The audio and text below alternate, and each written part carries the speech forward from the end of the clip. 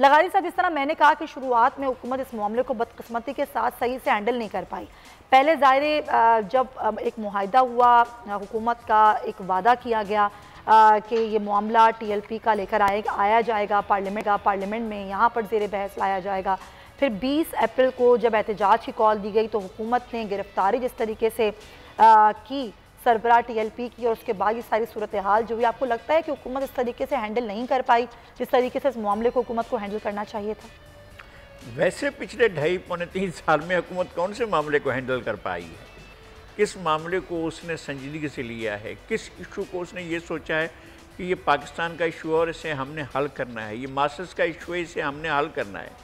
आपने लोगों को गुर्बत के अंधेरे में धकेला, लोगों को बेरोज़गारी की तारीकी में धकेला, लोगों को आपने उनसे जीने के जितने भी हकूक़ थे सब छीन लिए।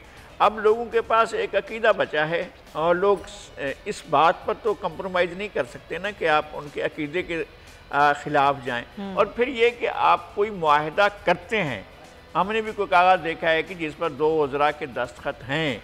अगर आप कोई मुआहिदा करते हैं, पहली बात तो ये कि मुआहिदा करने से पहले ये इस हुकूमत के लिए नहीं, किसी भी हुकूमत के लिए है कि अगर किसी के साथ बात करनी है और मुज़ाकरात करने हैं, पॉलिटिकल पार्टियों से मुज़ाकरात होते हैं, सियासी फरीक़ैन से मुज़ाकरात होते हैं, सियासी मुखालफिन से मुज़ाकरात होते हैं, तो आपका जो मेन फोरम है उसको हर चीज़ से बाखबर रखना जाना चाहिए।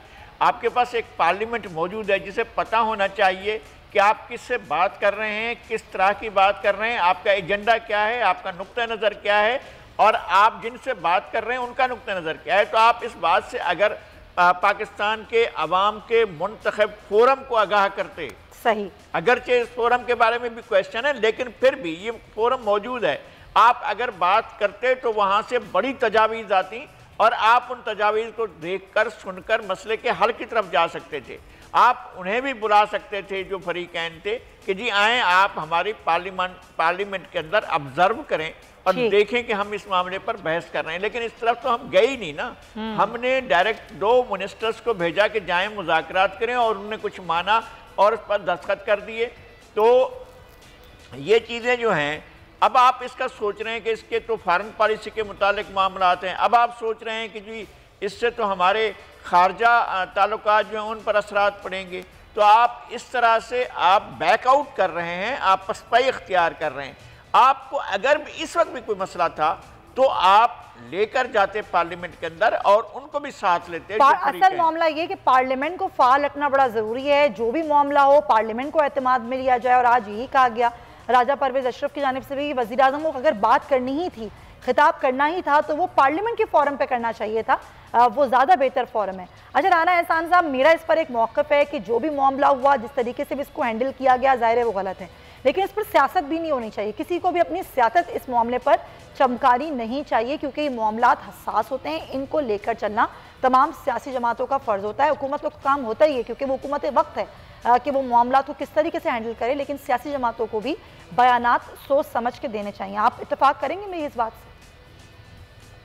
मैं बिल्कुल आपकी बात से इत्तेफाक करूंगा और मैं यहाँ याद दिलाना चाहूंगा कि 126 दिन का धरना हुआ था। जी जी जी। पीटीवी पे हमला हुआ था, असेंबली के ऊपर हमला हुआ था और कैमरे की आंख एक एक सेकंड को दिखा रही थी। इतना प्रेशर था हमारी हुकूमत के ऊपर। यहाँ जलाओ घिराओ की बातें की गई लेकिन अमवात नहीं हुई। अल्हम्दुलिल्लाह उस वक्त की हुकूमत ने उसको मैनेज किया। इसी तरह फैजाबाद का धरना था। तो ये सारी जो आप कह रही हैं कि पॉलिटिकल जमातों को सियासत नहीं करनी चाहिए, उन्होंने खत्मे नबूवत पे सियासत की और मुस्लिम लीग नून को इन्होंने के ऊपर बेइंतहाशा इल्जाम लगाए। उस चीज के बावजूद जो है और कैमरे की आंख एक एक सेकंड को तब भी दिखा रही थी, ऐसे दिखा रही थी कि जैसे लाइव शो चल रहा था। आज हुकूमत के ऊपर ना जो सियासी जमातें हैं वो इसको सियासी रंग दे रही हैं, ना मुस्लिम लीग नून ने इसको सियासी रंग दिया है, ना और जमातों ने इसको सियासी रंग दिया है, ना कैमरे की आंख, ना मीडिया इसको 24 घंटे दिखा रहा है। मीडिया पे कंप्लीट सेंसरशिप है। इस चीज के बावजूद ये ना अहल हुकूमत, ना लायक हुकूमत जो है इन चीजों को प्रॉपरली हैंडल नहीं कर पाई। देखिए क्या कुछ नहीं हुआ और कितनी चीजें जो है वो पीसफुल बातचीत से हल नहीं की जा सकती थी। ये जो हुकूमत का जो इन्होंने हाई हैंडेडनेस दिखाई इससे बदकिस्मती से ये चीज़ों को और जो है वो जो मिसहैंडलिंग हुई और इसको के ऊपर इंतशार फैला। और ये जो मीडिया की सेंसरशिप भी है, मैं भी समझता हूँ कि इससे और सोशल मीडिया के ऊपर जो गलत खबरें निकल रही हैं उनके ऊपर लोगों को पता ही नहीं है क्या सच है या क्या झूठ चल रहा है, और बेइंतहाशा फॉल्स न्यूज़ जो है वो सोशल मीडिया पे चल रही है। तो इसके ऊपर भी मैं समझता हूँ कि सवालिया निशान उठता है कि मीडिया के ऊपर क्या कंप्लीट सेंसरशिप होनी चाहिए। मुल्क आपका स्टैंड स्टिल पे आया हुआ है। अच्छा देखें, ये सारे मामलात आप लोगों ने उठाने हैं ना, वही बात पार्लियामेंट के फोरम पे पाकिस्तान मुस्लिम लीग नून और पीडीएम की दीगर जमातों ने आज बाइकॉट किया, पाकिस्तान पीपल्स पार्टी ने शिरकत की। जो भी मामलात हल करने हैं मिल के बैठ के करने हैं। अगर हुकूमत कुछ गलत कर रही है तो आप लोग बड़ी सियासी जमातें हैं, आप लोग उनको मशवरा भी दे सकते हैं कायमा कमेटियों में शिरकत करके, इजलास में शिरकत करके।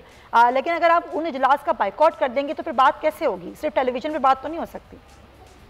देखिए, जिस पार्लियामेंट में वजीर आजम ना समझे कि मेरा आना जरूरी है, उसको ये लगे कि मेरा आना ना आना एक ही बात है, उसको अहमियत वजीर आजम ना दे, जिस पार्लियामेंट के अंदर जो है जो स्पीकर है वो ऑपोजिशन को सही तरीके से मौका ना दे और जो है वो कार्रवाई को न्यूट्रल तरीके से चला ना सके, तो ये हुकूमत को सोचना चाहिए है कि वो किस तरीके से पार्लियामेंट को चला रही है। चले, हुकूमत को सोचना चाहिए। हुकूमत अगर कुछ गलत कर रही है तो आप लोग पुरानी सियासी जमातें हैं, आप लोगों को भी सोचना चाहिए कि मामलात को आप लोगों ने किस तरह से हैंडल करना है।